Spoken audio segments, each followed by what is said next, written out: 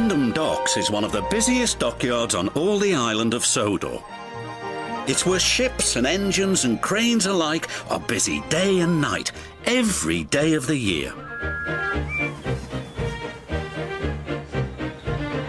But poor Cranky the crane never gets a nap. He never gets to sleep early. He works all the time. And his only company are the gulls that settle on his arm. So Cranky is always cranky.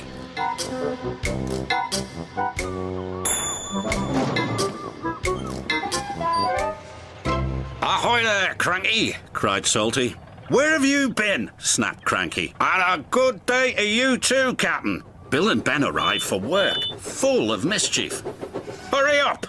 barked Cranky. "I haven't got all day." "You're no fun," grumbled Bill. "You wouldn't be fun if you were stuck up here," snapped Cranky. "So that's why you're cranky," said Bill. "You're lonely," said Ben. "I'm not," Cranky cranked. "So it's company you be needin'," said Salty. "Reminds me of a lonely old Grand Banks lighthouse keeper."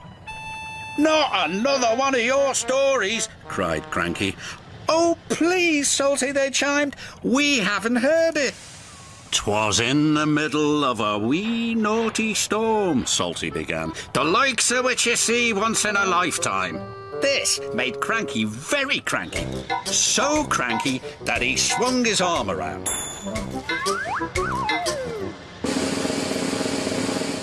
and dropped the pipes onto the tracks instead of the trucks.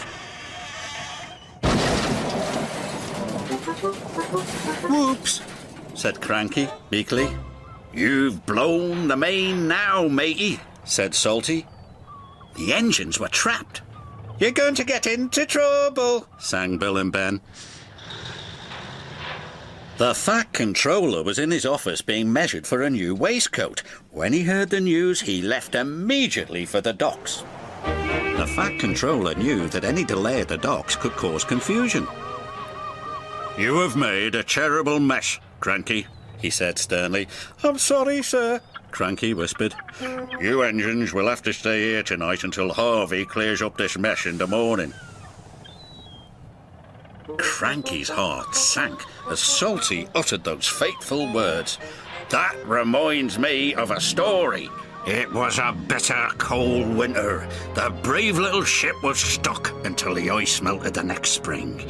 He barely made it round the Cape. After 100 scary days at sea without a scratch, he sailed into port and crashed his bow not 15 feet from my buffers. Luckily, no one was hurt." "Except my ears," wailed Cranky.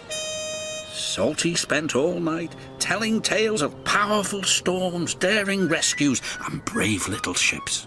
And when the sun rose, he was still talking and talking and talking. "I can't take any more," groaned Cranky. Harvey the crane engine arrived. "The Fat Controller sent me to help clear away this mess," he puffed proudly. Cranky was so pleased the engines would be going soon, he forgot to be cranky.